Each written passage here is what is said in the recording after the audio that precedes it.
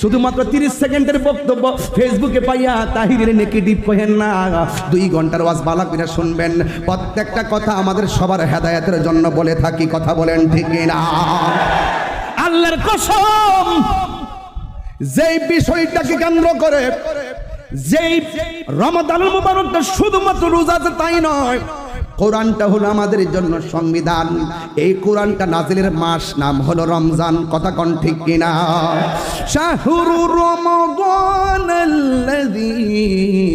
উনজিলা ফীহিল কুরআন।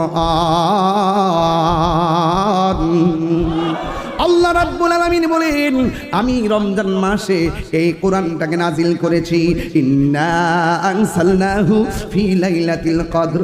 আমি আল্লাহ, নিশ্চয়ই আমি আল্লাহ এই কোরআনটাকে লাইলাতুল কদর রাতে নাজিল করেছি।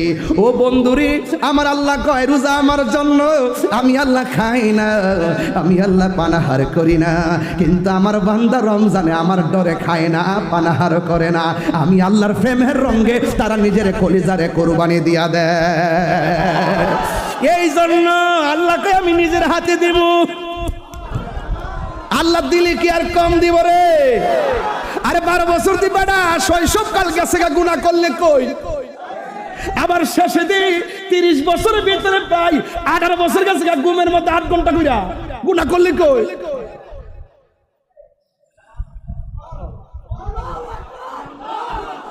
আবার বুড়া কালে দিয়ে উঠতে গেলে ফইরা যাও, দইরা যাও, ফইরা যাও, গমে গমে দিন যাই। বড় 15-12 বছর, 60 বছরের ভিতরে দি 32টা বছর এমনি গেছে গা।